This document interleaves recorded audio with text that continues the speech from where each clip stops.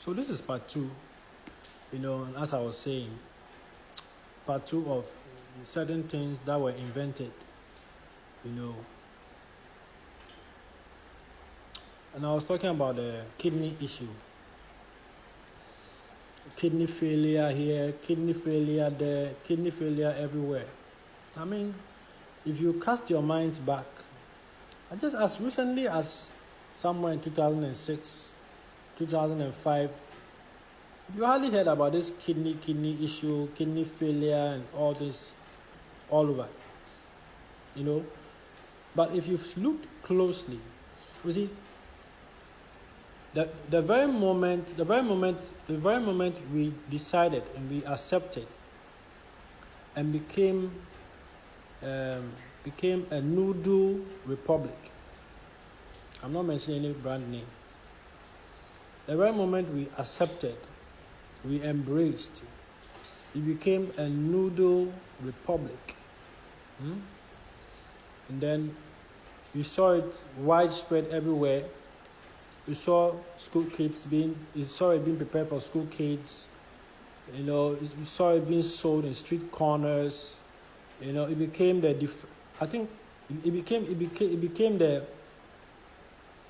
ultimate food choice or food source for bachelors, spinsters, for the people. A lot of our youth in the university. And if you've listened closely, there's a lot of the youth that are reporting with some of this kidney failure and high blood pressure and all of these things. If you look at it closely, you're going to realize that the very moment we started seeing noodles being accepted widely, and popping up in street corners, everywhere, that is when we started recording a lot of these issues. So I come here and talk about some of these things so that people just become aware of it and just come off. Another thing we can also look at is the things that are being used to prepare or to make a lot of the foods we see today. The square. I use this. The square and rectangle things we are putting in the foods. You see, and if you look closely, if you have looked closely, even in Ghana, a lot of restaurants have sprung up.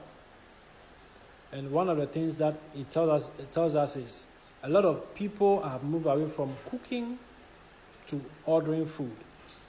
A lot of the people have moved away from cooking to ordering food. Why? Because technology has made it easier. It is faster, it is easier, and a lot of people are ordering food from the app rather than going to buy this, going to buy that, which means a lot of people are taking in a lot of foods that contain the square and rectangle thing they put in the food to give it a taste. But one of the things I can say is how a lot of the restaurants have to look back and look at using the natural means of these things. It's going to be far better. A lot of our restaurants have to look at a natural means of getting that taste they want in the food and all that. A lot of them, we have a lot of restaurants registered in this country. Yeah, it's like, if we really prioritize the health, of the people they're preparing the food for, a lot of our restaurants have to look again and look at the natural alternatives, the natural remedies of making good quality food so that people can live for long. But even if you look closely, even the square and the rectangle stuff is not as bad as the one in the silver package. I'll use the silver package. The one in the silver package that you find in the noodles, that thing is deadly. I'm telling you. You can do a small a simple test, or you can do a simple test by get some vegetables. You get some carrots, cabbage, and stuff. And get a frying pan, pour a little oil in there, put it on the fire, put the vegetables in it. And the very moment you add that thing they add to the noodles, the thing in the silver packet, from the noodles to those vegetables, immediately you realize that all those vegetables melt. It becomes totally soft immediately. And this is what is going into people's bodies. This is what things like your liver, your pancreas, even your stomach walls, this is what it deals with. So if you are taking it very often, you're taking it all the time, you're taking it every day, you're taking it twice a week, you're taking it 3 times a week, it tells you how quick, how rapid you are destroying your internals. Very important. The noodle. The very moment we embrace the noodles, we started seeing problems. The very moment we saw those pills, emergency pills, we saw the rise and quick shoot, a sharp rise in issues of fibroid and those kind of issues. I just want to put it here so some of you can steer away from them. It's very important. There are a lot of things that are being done that people think is for our interest. It's not. It is not. There are a lot of things that are being put out there, and we think it's for us, it's good for us. It's not good for you. Some things are only put out there,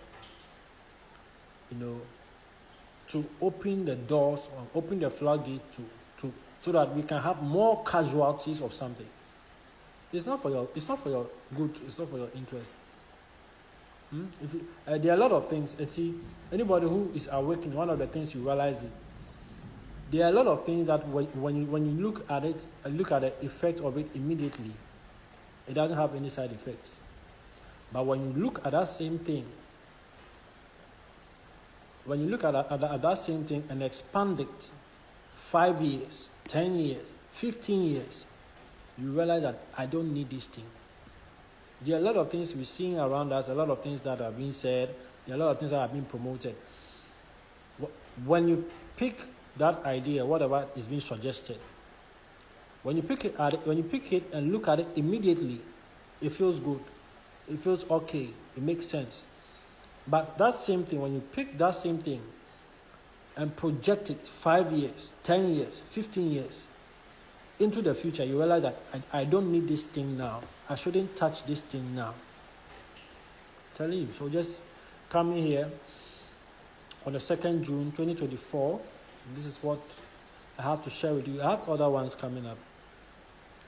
I have other ones I'm going to add up to this. So still stay in tune. If you've not watched the previous one, which is part 1, please do. It's connected. This is part 1, part 2.